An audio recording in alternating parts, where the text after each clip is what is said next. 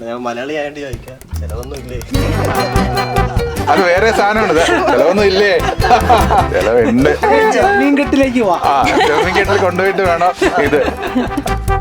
എൻ്റെ എൻ്റെ ഏറ്റവും വലിയ സ്വപ്നമായിരുന്നു മോള് ഡോക്ടർ ആക്കണം. നിങ്ങൾക്കൊക്കെ എല്ലാം ദൈവം തന്നു. മോളെ കല്യാണം കഴിക്കുന്ന ആളൊരു ഡോക്ടർ ആവണം. അപ്പം ഞാൻ എപ്പോഴും പറയും, ഒരു പൂ ചോദിച്ചപ്പോൾ ഒരു പൂന്തോട്ടം.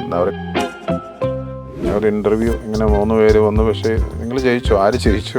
ഇതിൽ ജയം തോൽവിയില്ല. ലാലേട്ടൻ പറയുന്ന ഡയലോഗ് അല്ലേ, ഇത് നന്മയും തിന്മയും തമ്മിലുള്ള യുദ്ധമല്ല, തിന്മയും തമ്മിൽ.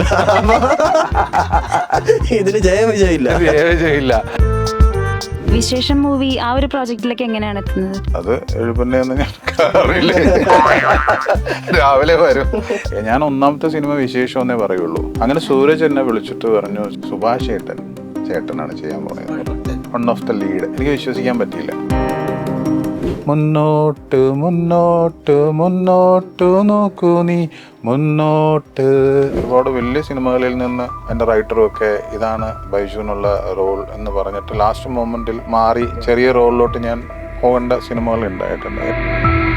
പ്രൊഡ്യൂസറും എല്ലാം സെറ്റാക്കി എന്നെ ക്യാരക്ടറായിട്ട് അഭിനയിക്കാൻ ഞാൻ പല സ്ഥലങ്ങളിലും പോയി. ആ സ്ഥലങ്ങളിലൊക്കെ പോയി അഭിനയിക്കും. അത് ചെയ്തിട്ട് എല്ലാം ചെയ്തു. ലാസ്റ്റ് മൊമെന്റിൽ എന്നെ മാറ്റി നിർത്തി ആ സിനിമ റിലീസ് ചെയ്തു. 128 നിലയിൽ പൊട്ടുന്നത് ഞാൻ കണ്ടിട്ടുണ്ട്.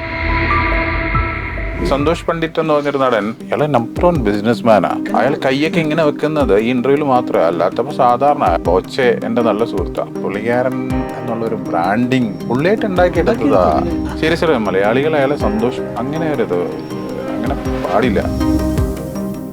ഈ വയനാട് എന്ന് പറയുന്ന സ്ഥലം, ഈ സ്ഥലമായിട്ട് എനിക്ക് ഭയങ്കര ബന്ധമുണ്ട്. ഇവിടുത്തെ ആൾക്കാരായിട്ട് എനിക്ക് എൻ്റെ കണ്ണടച്ച എനിക്ക് ഇവരെയൊക്കെ കാണാൻ പറ്റും. അത്രയും സ്നേഹമുള്ള ആൾക്കാരായിരുന്നു ഈ പോയിരിക്കുന്നത്. അവർക്ക് വേണ്ടിയിട്ട് എല്ലാ മ്യൂസീഷ്യൻസിനെയും വെച്ചിട്ട് ഒരു സോങ്, ഞാനും ആക്ട്രസ് ബാമയാണ് അതിൽ പാടിയിരിക്കുന്നത്.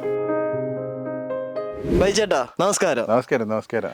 1991 ഇരിക്കു MD അകത്തുണ്ട് എന്ന പടത്തിൽ നിന്ന് ഇന്ന് ആ വിശേഷം വരെ വന്നിരിക്കുന്നു. It is A long journey. എനിക്ക് ഭയങ്കര സന്തോഷമുണ്ട് വിശേഷം കാണുമ്പോൾ തന്നെ. ഭയങ്കര സന്തോഷമുള്ള പടം, ഭയങ്കര ഹാപ്പി ആയിട്ടുള്ള പടം അല്ലേ? പക്ഷെ ഈ പടത്തെ പറ്റി പറയുന്നതിന് മുമ്പ് നമുക്ക് പറയേണ്ട ഒരു കാര്യം, ചേട്ടന് ഒരാളാണ് അവിടെ ഇരിക്കുന്നത്. പക്ഷെ ചേട്ടന് പകരം ഞങ്ങൾ 3 പേരാണ് ഇവിടെ ഇരിക്കുന്നത്. ഞാനത് ആലോചിക്കുമായിരുന്നു. കാര്യം സാധാരണ രീതിയിൽ ഒരു ആങ്കർ ഇരുന്നിട്ട് സിനിമയുടെ ഡയറക്ടർ, ഹീറോയിൻ, ഹീറോ ഇങ്ങനെയൊക്കെ വെച്ചതാണല്ലോ. അല്ലെങ്കിൽ ഇൻഡിവിജ്വൽ ഇന്റർവ്യൂസിന് ഒരാൾ അങ്ങോട്ടും ഇങ്ങോട്ടും. ഇത് നിങ്ങൾ 3 പേരും കൂടെ നമ്മൾ ആക്രമണമാണ് ഉദ്ദേശിക്കുന്നത്.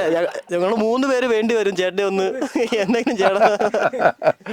പക്ഷെ ഇങ്ങനെ ക്യാരക്ടർ റോളിൽ കണ്ടപ്പോൾ ഭയങ്കര സന്തോഷമുണ്ട് കേട്ടോ. വിശേഷം എന്ന് പറയുന്ന പോലെ തന്നെ ഭയങ്കര ഹാപ്പിനെസ് ഉണ്ട്. കാരണം നമ്മൾ ചേട്ടനെ ഒരുപാട് പടങ്ങൾ 1991 ആ 91 പറയുമ്പോൾ എന്നെ പറ്റി ചിന്തിച്ചു തുടങ്ങിയിട്ടില്ല. ഞാൻ ജനിച്ചിട്ടില്ല. 33 years ആയി.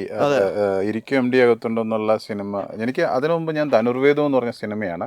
അത് പിന്നെ ഒരു 2 വർഷം 1989 അത് പറഞ്ഞത്. അത് ആലപ്പി രംഗനാഥ് സാറ്, പിന്നെ ഗണേശനാണ് ഹീറോ, ശാന്തി കൃഷ്ണ നായിക. അത് പാതി വെച്ച് നിന്ന് പോയി. അപ്പം എല്ലാവരും പറയും അല്ലേ, ആദ്യത്തെ സിനിമ മുടങ്ങിയാൽ. ഞാനത് ആലോചിച്ചോണ്ടിരിക്കുന്നുണ്ടായിരുന്നു. ആദ്യ സിനിമ മുടങ്ങി ഒരുപാട്. പക്ഷെ ഞാൻ എപ്പോഴും ഇങ്ങനെ ലാലേട്ടൻ്റെ ഫസ്റ്റ് സിനിമ അതുപോലെ അങ്ങനെയല്ല. ഒരു മൈക്കേ ഉള്ളൂ കേട്ടോ. ഇല്ല, അത് നല്ലതാ. കാര്യം എനിക്ക് അപ്പൊ ആലോചിക്കാനൊരു ടൈം തരും. അല്ലെങ്കിൽ ടപ്പ എന്നും പറഞ്ഞ് ക്വസ്റ്റ്യൻ ചോദിക്കും. അപ്പൊ അങ്ങനെ ആ സിനിമ ധനുർവേദം ഇടയ്ക്ക് വെച്ച് ബ്രേക്കായി പോയി. അപ്പോൾ അതൊരു സങ്കടമായിരുന്നു എനിക്ക്. പക്ഷെ പിന്നെ അതിനുശേഷം ഇരിക്കും MD അകത്തുണ്ടെന്നുള്ള സിനിമ ചെയ്തു. വിശ്വംഭര സാറിൻ്റെ സിനിമയിലെ ഒരു ക്യാരക്ടറിലൂടെയാണ് ഞാൻ തുടങ്ങിയിരുന്നത്. വിശേഷത്തിൽ നിൽക്കുന്നു. സത്യം പറഞ്ഞാൽ ഞാൻ 1ാമത്തെ സിനിമ വിശേഷം എന്നേ പറയുള്ളൂ. വൈചേട്ടാ, ഈ വിശേഷം മൂവി ആ ഒരു പ്രോജക്റ്റിലേക്ക് എങ്ങനെയാണ് എത്തുന്നത്? അത് എഴുപന്നെന്ന് ഞാൻ അറിയില്ല. രാവിലെ വരും, എന്നിട്ട് വന്ന് ഷൂട്ടിങ്ങിന് അവിടെ ഇറങ്ങും, മേക്കപ്പ് ചെയ്യും, എന്നിട്ട് അഭിനയിക്കും. അങ്ങനെയാണ് വന്നിട്ടിരുന്നത്. അങ്ങനെ റിലീസ് ഒരു പടം അങ്ങനെയാണ് വന്നിട്ടിരുന്നത്. ഞാനവിടെ ഹോട്ടലിലും താമസിക്കാറില്ല. ഷൂട്ട് കഴിയും, തിരിച്ചു. ചില സമയത്ത് ലൊക്കേഷനിൽ നിന്ന് അവര് സൂരജ് വണ്ടി വിടും. അപ്പൊ അവിടെ വീണ്ടും കയറും. അങ്ങനെ ലൊക്കേഷനിലെത്തും. അങ്ങനെ വിശേഷത്തിലെത്തി. ആധികാരികമായിട്ട് വിശേഷം എന്ന് പറഞ്ഞ സിനിമ ഒരു ദിവസം സൂരജിന്റെ 4ാമത്തെ പടമാണ് വിശേഷം. പാവ എന്ന് പറഞ്ഞ സിനിമ ഞാൻ കണ്ട എനിക്ക് ഇഷ്ടമായ സിനിമയാണ്. അതിലൊരു മെഴുകുതിരി അത്താഴം കൃഷ്ണൻകുട്ടി പണി തുടങ്ങുന്നു. അത് OTT വന്ന സിനിമയാണ്. നല്ല ബിസിനസ്സായ സിനിമ വിഷ്ണുവിൻ്റെ. അപ്പം എനിക്ക് പിന്നെ ആനന്ദിൻ്റെ മ്യൂസിക് ഡയറക്ടർ എന്നുള്ള നിലയിൽ എനിക്കറിയാം. ഇതിനകത്തും ഭയങ്കര രസമായിരുന്നു മ്യൂസിക്. എൻ്റെ അമ്മ അത് ശരിക്കും പറഞ്ഞാൽ ഈ വിശേഷം എന്ന് പറയുന്ന സാധനം OTT ക്ക് വെയിറ്റ് ചെയ്യാനേ പാടില്ല. കാരണം തീർച്ചയായിട്ടും പ്ലേസ് ചെയ്യുന്നത് തിയേറ്ററിൽ ബീജം ആവട്ടെ പാട്ടുകളാവട്ടെ എല്ലാം ആവട്ടെ തിയേറ്ററിൽ കാണേണ്ട സിനിമയാണ്. അല്ല അതുകൊണ്ട് സിനിമയാണ്. മാത്രമല്ല പിന്നെ ഇത്ര ഒരു ചെറിയ സിനിമ ഇപ്പോഴും ഓടുന്നു എന്ന് പറയുന്നത് വലിയ കാര്യം. അതെ അതെ. ഇപ്പൊ 4-ാം വാരത്തിലോട്ട് ഇത്രയും സ്റ്റേഷനിൽ പോയിക്കൊണ്ടിരിക്കുന്നുണ്ട്. പക്ഷെ നമ്മളൊരു കറക്റ്റ് ടൈമും കൂടെ അല്ല ഇപ്പോൾ ശരിക്കും പറഞ്ഞാൽ ഒരു തിയേറ്റർ നടത്തിക്കൊണ്ട് പോകുന്നതുകൊണ്ട് തിയേറ്ററിനെ കുറിച്ച് കാര്യം അറിയുന്നുണ്ട്. ഇപ്പോൾ ഒരു പടം ഏത് പടം വന്നാലും വലിയ കളക്ഷൻ എടുക്കുന്നില്ല. കുറച്ച് നാളുകളായിട്ട് വലിയ പടം എല്ലാം വന്ന് പോയിട്ട് അതിനുശേഷം ഒരു കളക്ഷൻ ഭയങ്കര താഴ്ന്നു കിടക്കുക. ഏത് നല്ല സിനിമ വന്നാലും താഴ്ന്ന ഒരു സമയമാണ്. ഒന്ന് സ്കൂള് തുറന്നു, കർക്കിടക മാസം, അങ്ങനെയൊക്കെ എല്ലാം ട്രാജഡി ഇതെല്ലാം. എന്നിട്ടും ഈ സിനിമ പോയിക്കൊണ്ടിരിക്കുന്നു. അങ്ങനെ സൂരജ് എന്നെ വിളിച്ചിട്ട് പറഞ്ഞു, ചേട്ടാ എവിടെയുള്ള? വീട്ടിലുണ്ട്, ഞങ്ങളുടെ ഒരു കഥ പറയാൻ വരുന്നുണ്ട്, വിശേഷം എന്ന് പറഞ്ഞ സിനിമയാണ്. ഞാൻ പറഞ്ഞു സാധാരണ ഫോണിലൂടെ അല്ലേ പറയുന്നത്, ചേട്ടാ റോളുണ്ട്, എങ്ങനെയാണ് സംഭവം, ഇത്രയും ദിവസം ഡേറ്റ് ഉണ്ട്, ഇന്ന ക്യാരക്ടറാണ്, എത്ര രൂപയാണ്? അപ്പോൾ അത് ലാസ്റ്റത്തെ എത്രയാണ്? അപ്പോൾ അങ്ങനെയാണ് ചോദിക്കുന്നത്. എത്ര നമ്മൾ ആരാ പ്രൊഡക്ഷൻ ഹൗസ്, ഡയറക്ടർ, ചിലപ്പോൾ ഡയറക്ടർ തന്നെ ആയിരിക്കും വിളിക്കുന്നത്, അങ്ങനെയൊക്കെ ചോദിക്കും. ഇത് ഞാൻ പറഞ്ഞോ സൂരജെ എന്താണ് സംഭവം, എന്താണ്? അല്ല ചേട്ടാ ഞങ്ങൾ വന്ന് ചേട്ടൻ്റെ വീട്ടിൽ വന്നിട്ട്, അല്ല എവിടെ ചേട്ടനുണ്ടോ അവിടെ വരാം. അപ്പോൾ എനിക്ക് ഒന്നുകൂടെ ഒരു ഇതായി. അങ്ങനെ ഒക്കെ ഞാൻ പറഞ്ഞു വാ. അങ്ങനെ ഒരു രാവിലെ വന്നു, 7 വന്നു. നിങ്ങൾക്കറിയാമല്ലോ ഞാൻ വീട്ടിലൊക്കെ വന്നാൽ സ്വീകരിക്കുന്ന രീതി അറിയാം. അപ്പോൾ അവരങ്ങനെയൊക്കെ ചേർത്ത് പിടിച്ചു. അങ്ങനെ കഥ പറയാൻ തുടങ്ങി. ആനന്ദാണ് കഥ പറയുന്നത്. ആനന്ദിൻ്റെ കഥ പറച്ചിൽ ഭയങ്കര രസമാണ്. എല്ലാ ക്യാരക്ടേഴ്സും ആവും ആനന്ദ്. ഇന്നലെ അവരും ആനന്ദ് ഭയങ്കരമായിട്ട് അപ്പോൾ കഥ പറഞ്ഞു പോകുന്നുണ്ട്. അപ്പോൾ ഈ ഞാൻ ചെയ്ത സുഭാഷ് ഏട്ടൻ എന്ന് പറഞ്ഞ ക്യാരക്ടറും ഒക്കെ ഉണ്ട്. ഷിജു ഭക്തനുണ്ട്, സുഭാഷ് ഭക്തൻ. ഞങ്ങൾ രണ്ടും ഇന്നസെൻറ്റിൻ്റെ 2 മക്കളാണ്. ഇന്നസെൻ്റ് ഏട്ടനാണ്. ഒരു ഫോട്ടോ വെച്ചിട്ടുണ്ട്, അച്ഛൻ ഇന്നസെൻ്റ് ഏട്ടനായിട്ടാണ്. അപ്പോൾ ഇതൊക്കെ പറഞ്ഞു പോയിക്കൊണ്ടിരിക്കുന്നുണ്ട്. അപ്പം ഞാൻ എൻ്റെ ക്യാരക്ടർ എവിടെ വരും എന്നുള്ള പല ക്യാരക്ടേഴ്സും ഇങ്ങനെ പോയി ഇൻട്രോയിലൊക്കെ ആവാൻ പോയപ്പോൾ ഒരു പോലീസിൻ്റെ SIയുടെ ക്യാരക്ടർ അതിനകത്ത് വന്നു. ഇപ്പോൾ വിനീത് തെറ്റിൽ ചെയ്തിരിക്കുന്ന ക്യാരക്ടർ. അപ്പോൾ ഞാൻ ഓർത്തു ഇതാണ് എൻ്റെ ക്യാരക്ടർ. ഞാൻ മനസ്സിൽ ചിന്തിക്കും, ഇവരൊന്നും പറയുന്നില്ല, ഇവർ പറഞ്ഞിട്ട് പോകും. കാര്യം മറ്റു വലിയ ക്യാരക്ടേഴ്സ്, ലീഡ് ക്യാരക്ടേഴ്സ് അല്ലേ. അപ്പം ഞാനിങ്ങനെ ഇത് എൻ്റെ വരെ പറഞ്ഞു. അപ്പോൾ എനിക്ക് ഇഷ്ടമായി. ഞാൻ പറഞ്ഞു, ഞാനത് ശ്രദ്ധിച്ചു. അത് 2-3 ദിവസത്തെ പരിപാടിയല്ലേ, അത് നമുക്ക് ചെയ്യാൻ കുഴപ്പമില്ല, നല്ല ക്യാരക്ടറാണ്, ഒരു പോസിറ്റീവായിട്ടുള്ള പോലീസുകാരനാണ്, SI ഞാൻ ചെയ്യാം, കുഴപ്പമില്ല, നല്ല ക്യാരക്ടർ. അപ്പോൾ സൂരജ് ചോദിച്ചു ആരാ പറഞ്ഞ ചേട്ടനാണ് ഈ പോലീസ് ക്യാരക്ടർ ചെയ്യണേന്ന്? ആനന്ദം ചോദിച്ചു. അപ്പോൾ പറഞ്ഞു പിന്നെ ഞാൻ ഇതാണ്. പിന്നെ അപ്പോൾ ഞാൻ നോക്കിയപ്പോൾ പിന്നെ അതിനകത്ത് ഒരു ക്യാരക്ടർ എന്ന് പറഞ്ഞു കഴിഞ്ഞാൽ അളിയൻ്റെ ഒരു ക്യാരക്ടറുണ്ട്, 2-3 സീനിൽ വന്ന് പോകുന്നത്. അപ്പോൾ ഞാൻ പിന്നെ അങ്ങനെ ഓർത്തു, ചോദിച്ചില്ല. പറഞ്ഞു സുഭാഷ് ചേട്ടനാണ് ചെയ്യാൻ പോണതെന്ന് പറഞ്ഞു. സുഭാഷ് ഭക്തൻ, വൺ ഓഫ് ദ ലീഡ്. എനിക്ക് വിശ്വസിക്കാൻ പറ്റിയില്ല. എനിക്ക് ഭയങ്കര ആ ക്യാരക്ടർ ഭയങ്കര ഇഷ്ടമായി. സിനിമയാണ്, ചിലപ്പോൾ എനിക്ക് പല സിനിമകളും, ഒരുപാട് വലിയ സിനിമകളിൽ നിന്ന് എൻ്റെ റൈറ്ററും ഒക്കെ ഇതാണ് ബൈജുവിനുള്ള റോൾ എന്ന് പറഞ്ഞിട്ട് ലാസ്റ്റ് മൊമെൻറ്റിൽ മാറി ചെറിയ റോളിലോട്ട് ഞാൻ പോകേണ്ട സിനിമകൾ ഉണ്ടായിട്ടുണ്ട്. എനിക്കത് അറിയാവുന്നത് കൊണ്ടും എനിക്കതിൽ സങ്കടമില്ല. ഇപ്പോൾ ആദ്യകാലങ്ങളിലൊക്കെ സങ്കടം ഉണ്ടായിരുന്നു. അപ്പോൾ ഇതും ഇനി എന്തെങ്കിലും തരത്തിൽ മാറിപ്പോകാം. കാര്യം വലിയൊരു ക്യാരക്ടർ ഒന്നും അതിൽ അഭിനയിക്കുന്ന ഒരു ലീഡ് ചെയ്യുന്ന വേറൊരാൾ പുതുമുഖമാണ്, അയാളെ ആരും കണ്ടിട്ടില്ല. പിന്നെ നിൽക്കേണ്ടത് ഞാനാണ്. പിന്നെ ബാക്കിയുള്ള അതിനകത്ത് ആർട്ടിസ്റ്റുകൾ ഉണ്ടെങ്കിലും അവരൊക്കെ 1-2 സീനിൽ വന്നു പോകുന്ന ക്യാരക്ടേഴ്സാണ് എല്ലാവരും. ജോണി ആൻ്റണി ആവട്ടെ, നമ്മുടെ പോത്തനാവട്ടെ, ദിലീഷ് പോത്തൻ ഒരു സീനിലേ ഉള്ളെങ്കിലും എല്ലാം അടിപൊളിയായിട്ട് ചെയ്തിട്ടുണ്ട്, എല്ലാം. അപ്പോൾ ഞാൻ ഓർത്തു ഓക്കെ. അങ്ങനെ ഷൂട്ടിൻ്റെ അന്ന് പൂജയ്ക്ക് ചെന്നു. പൂജയ്ക്ക് എന്നപ്പോൾ ആദ്യമേ തന്നെ ഒരു ചേട്ടനായിട്ട് ഇവരെന്നെ ഓൾറെഡി ആ കുടുംബത്തിലെ ചേട്ടൻ, ആ ക്യാരക്ടറിൻ്റെ നന്മ അതാ സിനിമ കണ്ടപ്പോൾ മനസ്സിലായില്ല. ആ പറഞ്ഞു ചേട്ടൻ വേണം ആദ്യം കത്തിക്കാൻ. അങ്ങനെ പൂജയ്ക്ക് ഇത്, അതായത് നമ്മൾ ഇത് ചെയ്യുമല്ലോ, ഭാരതി ഇത് ചെയ്യണ സമയത്ത് ഇതിൽ തേങ്ങയിൽ കത്തിച്ച് എന്നോട് ചേട്ടൻ ചെയ്യുന്നു. കത്തിച്ച് പ്രാർത്ഥിച്ചത് ഈ സിനിമ എങ്ങനെ ആവണേ എന്നുള്ള രീതിയിൽ അതിൽ അഭിനയിച്ചു. അതിൻ്റെ അകത്ത് ഏറ്റവും എനിക്കൊരു പേടി ഉണ്ടായിരുന്ന ഒരു സംഭവം ഫസ്റ്റ് സീൻ മറ്റേ അവിടെ ഇരുന്ന് ഇവനെ ചേർത്ത് പിടിക്കുന്ന ഒരു സീനുണ്ട്. അത് ഭയങ്കര സെന്റിമെന്റ്സും ഡയലോഗ്സും ഒരുപാടുണ്ട്, കുറെ ഇമോഷണൽ പരിപാടികളും. ഫസ്റ്റ് അതാ എടുത്തത്. അപ്പൊ എനിക്കത് കയ്യിൽ നിന്ന് പോയാൽ കഴിഞ്ഞു. കാര്യം അത് എന്നെ സംബന്ധിച്ച് ഞാൻ അങ്ങനെ ഒരു ക്യാരക്ടർ ചെയ്തിട്ടില്ല ഇതുവരെ. അപ്പോൾ അതും ഈ പറഞ്ഞ പോലെ ഫസ്റ്റ് ടേക്ക് അത് ഓക്കെ. ഒരു സേഫ്റ്റിക്ക് വേണ്ടിയിട്ട് ഒരു ടേക്ക് കൂടെ എടുത്തു, സെക്കൻഡ് ടേക്ക് എടുത്തു. പക്ഷെ ബെസ്റ്റ് ആയത് ഫസ്റ്റ് ടേക്ക്. അത് തന്നെ പടത്തിൽ വെച്ചിരിക്കുന്നതും കാണുന്നതും. എനിക്ക് വളരെ സന്തോഷം തോന്നിയൊരു കാര്യം എന്ന് പറഞ്ഞാൽ കേരളത്തിൽ മുഴുവൻ ബൈജുവിൻ്റെ പോസ്റ്റർ വളരെ പ്രോമിനന്റ് ആയിട്ട് കാണാൻ പറ്റിയത് നമുക്കൊരു ഒരു സുഹൃത്തു നിലയിൽ. നമ്മൾ എന്തൊക്കെ കാണാൻ കിടക്കുന്നത്. ഇത് കഴിഞ്ഞ ശേഷം അപ്പൊ ഒരു വേറെ റോൾസ് ഒക്കെ വന്നു തുടങ്ങി ഭയങ്കര. അല്ല, കുറെ ക്യാരക്ടേഴ്സ് ഇപ്പൊ ഓൾറെഡി സംസാരിച്ചിട്ടിരിക്കുന്നത്. ഇപ്പൊ കെ ഷമീർ എന്ന് പറഞ്ഞ ഡയറക്ടറിന്റെ സിനിമ, ഷിജുവിന്റെ സിനിമ, ഷിജു ഒരു സബ്ജക്റ്റുമായിട്ട് എന്നോട് സംസാരിച്ചിരുന്നു. അങ്ങനെ 2-3 സിനിമകളൊക്കെ എല്ലാം സംസാരിച്ചിട്ടുണ്ട്. ഞാനിപ്പോ ഈ പടം റിലീസായതിന്റെ 2ാമത്തെ ദിവസമാണ് മോളുടെ എൻഗേജ്മെന്റ്. 19-ാം തീയതി പടം റിലീസ്, 21-ാം തീയതി എന്റെ മോളുടെ എൻഗേജ്മെന്റ്. അപ്പൊ പറഞ്ഞ സ്ഥിതിക്ക് നമ്മള് കുറെ ആയിട്ട് നമ്മളിങ്ങനെ കേൾക്കുന്നു മോളുടെ കല്യാണക്കാര്യം. ഞാൻ മലയാളി ആയിട്ട് ചോദിക്കാം, ചെലവൊന്നും ഇല്ലേ? അത് വേറെ സാധനമാണ്. ചെലവൊന്നും ഇല്ലേ? ചെലവുണ്ട്. കെട്ടിലേക്ക് കെട്ടിൽ കൊണ്ടുപോയിട്ട് വേണം ഇത്. ഒന്നുകൂടെ കാണിക്കാം, ഒന്നുകൂടെ കാണിച്ച്. ചെലവൊക്കെ ഉണ്ട്. എന്റെ മോളുടെ ഏറ്റവും വലിയ സ്വപ്നമായിരുന്നു മോള് ഡോക്ടർ ആക്കണം. അതെൻ്റെ ഒരു സ്വപ്നം. എൻ്റെ സ്വപ്നങ്ങൾക്കൊക്കെ എല്ലാം ദൈവം തന്നു. മോളെ കല്യാണം കഴിക്കുന്ന ആളൊരു ഡോക്ടർ ആവണം. അപ്പം ഞാൻ എപ്പോഴും പറയും, ഒരു പൂ ചോദിച്ചപ്പോൾ ഒരു പൂന്തോട്ടം. അവർ കല്യാണം കഴിക്കുന്ന സ്റ്റെഫാൻ്റെ ഫാദർ ഡോക്ടർ, അവർ ആലപ്പുഴയിലാണ്. അപ്പൻ പീഡിയാട്രിഷ്യൻ, അമ്മ ഗൈനക്കോളജിസ്റ്റ്, സിസ്റ്റർ ഐ സ്പെഷ്യലിസ്റ്റ്, അങ്ങനെ എല്ലാം ഡോക്ടർ. മോൻ തന്നെ സ്റ്റെഫാൻ തന്നെ സർജനാണ്. പിന്നെ ഒരു എന്താ പറയുക, ഭയങ്കര ഒരു എളിമയുള്ള ഒരു കുടുംബമാണ് എപ്പോഴും. അതല്ലേ, അവർ 2 ഹോസ്പിറ്റലുകളുണ്ട് അവർക്ക്. അപ്പോൾ അങ്ങനെയൊക്കെ ഒരു ആഗ്രഹം ദൈവം വലിയ രീതിയിൽ. അത് എൻഗേജ്മെന്റ് ഒക്കെ ദൈവം അത്രയും ഒരു പ്രാർത്ഥനയിൽ, ഒരു നാട് മുഴുവൻ പ്രാർത്ഥിക്കുക, മഴ മാറി നിൽക്കുക. 3 ദിവസം, അത് ഒരാഴ്ച മുമ്പ് ഭയങ്കര മഴയായിരുന്നു. ഔട്ട്ഡോർ ആകുമ്പോൾ പ്ലാൻ ചെയ്തിരിക്കണം. 3 ദിവസം മഴ മാറി തന്നു. അപ്പോൾ ഭയങ്കര ഒരു ബ്ലെസ്സിങ് ആയിരുന്നു. ബ്ലെസ്സിങ്ങിൽ അത് വലുതായി. അത് ലോകം മുഴുവൻ അറിയിച്ചു. ഈ യൂട്യൂബേഴ്സ് എല്ലാം വന്ന്, അല്ലെങ്കിൽ അറിയത്തില്ലല്ലോ ആരെങ്കിലും. അതായത് യൂട്യൂബേഴ്സ് അത് തന്നെ നോക്കുമ്പോൾ ഒരു 100-150 വീഡിയോസ് അത് കിടക്കുന്നുണ്ട്. അതെ, പിന്നെ വിശേഷം വന്നു.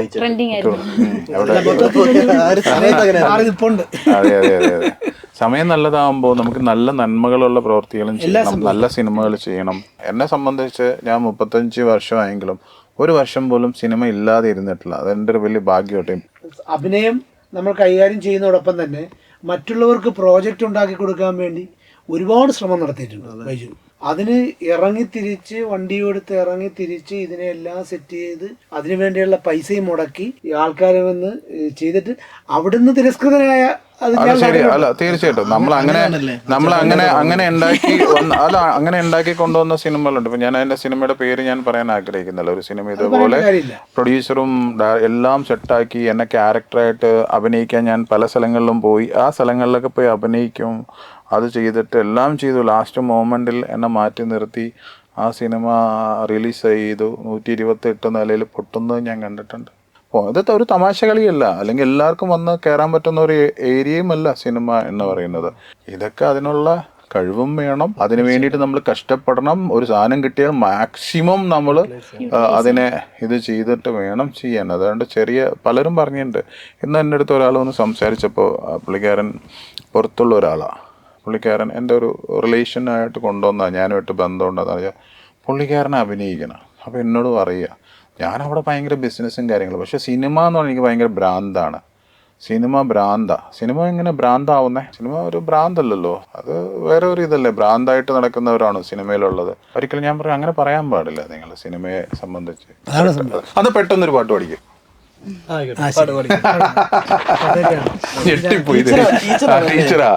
ടീച്ചറാണ് അല്ലേ?